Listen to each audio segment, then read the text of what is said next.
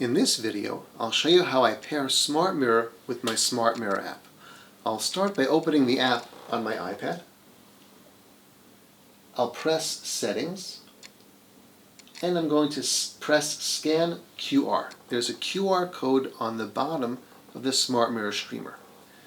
I'm going to use the back-facing camera of the iPad, and I'll press Join. In just a few seconds, images will start to stream from the SmartMirror directly to the app. I found in my office that I like to use the back-facing camera of the iPad to scan the QR code, and I always like to use a flat or plain background. In the next video, we'll dive deeper into the SmartMirror app.